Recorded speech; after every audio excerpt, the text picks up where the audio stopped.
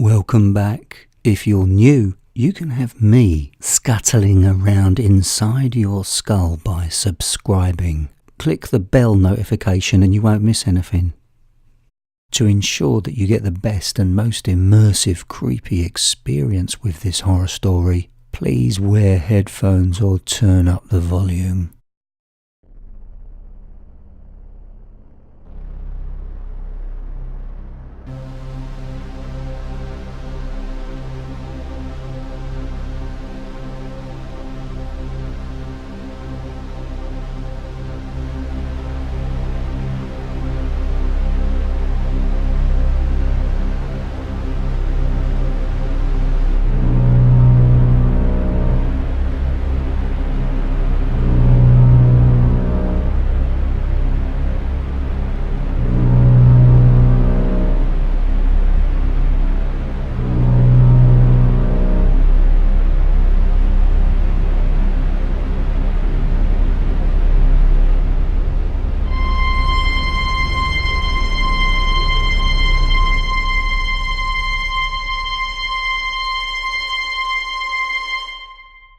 Every 30 years the hum begins its hunt. Just 2% of the population is only able to hear the mysterious sound of the hum. Working man Charlie started to experience the hum about a month ago. He wondered if it could be a side effect to his medication for depression. The doctor reassured him that it wasn't, and suggested the humming sound could be stress-related. Charlie did some research and asked around, and he found out some man who could also hear the hum found it so unbearable he deafened himself by listening relentlessly to the sound of his chainsaw. The chainsaw sound hit his eardrums, and a series of tiny little bones in his ear amplified the noise. The noise of the chainsaw made permanent damage. The tragedy is that even making himself totally deaf, this stranger could still hear the hum. Understandably, Charlie was concerned. He had to take some time off work, just a week off at first, then 2, and then after 4 weeks, finally the hum got to him. Rewinding to 4 weeks ago when Charlie first heard the hum, he was chilling inside his home, looking out of the window, enjoying the Saturday sunshine.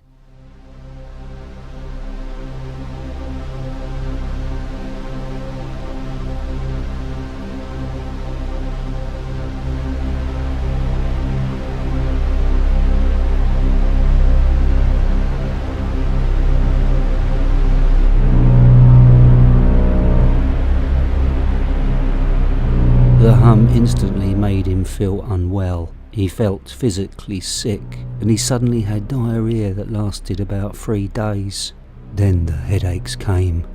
Charlie's headaches were so painful, he thought someone had actually hit him over the head with a brick.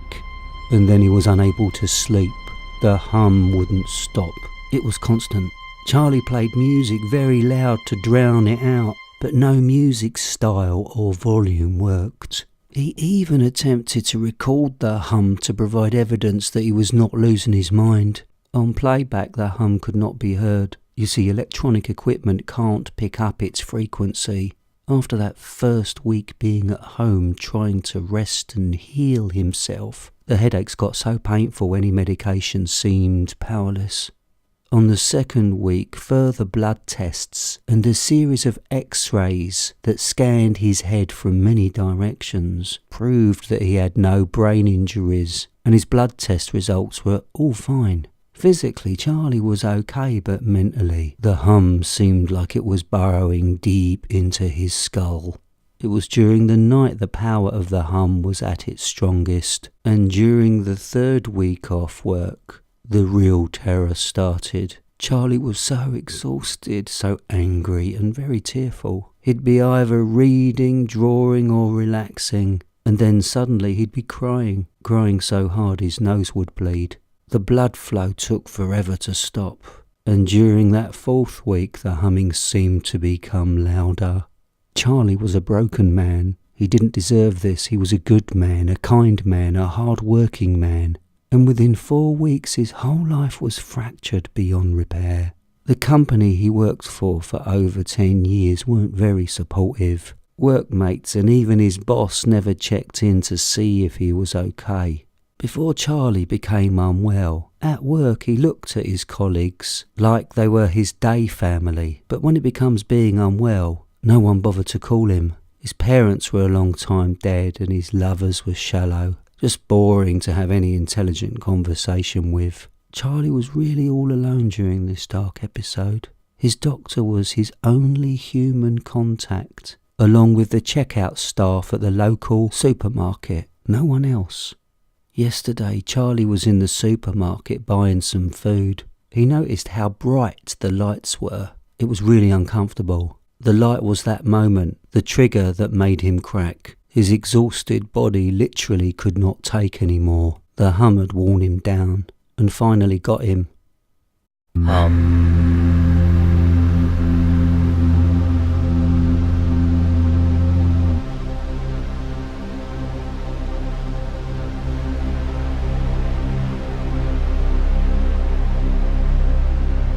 Something was tickling him from inside his ears, like an insect burrowing to escape. Then he realised what was happening. He felt warm fluid in his ears. Then his ears started to bleed. Charlie screamed in agony as the bones inside his legs twisted and snapped, cutting and piercing through flesh and skin. The hum was making his body physically crack from within. His broken and buckled legs just collapsed under the weight of his upper body, and Charlie fell headfirst onto the solid, bloodied supermarket floor. The pain was too much. As his eyeballs rolled back into his skull, his arms cracked, twisted and snapped. His healthy blood flowed and splattered down, and when his spine fractured and broke into 3 pieces, that's when he briefly woke up. He tried to scream, but he couldn't. The hum was nearly done with him. Charlie's skeleton was in pieces. It was when his skull caved in on itself that his heart completely stopped pumping. Several elderly people and young mums and a couple of toddlers will forever be haunted and damaged by the horror they saw happening in aisle number 4. If you ever hear the sound of the hum, it will be a good time to start to say goodbye to anyone you care about. Of course they won't understand. They'll even suggest you get professional help. And when the hum gets you and you die, they'll be so grateful that you said goodbye to them. And please remember, Charlie managed not to take out his agony and relentless frustration and pain on anyone. I've heard that the hum is known to have made good people murder many others. I wonder if any of you watching now are part of the 2%. Can you hear it?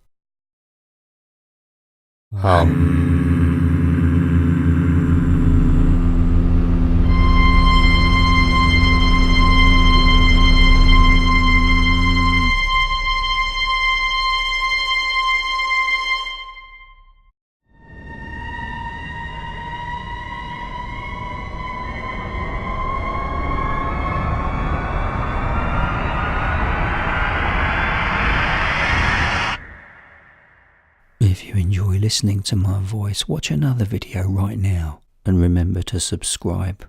Leave me a comment. I'd love to know your thoughts.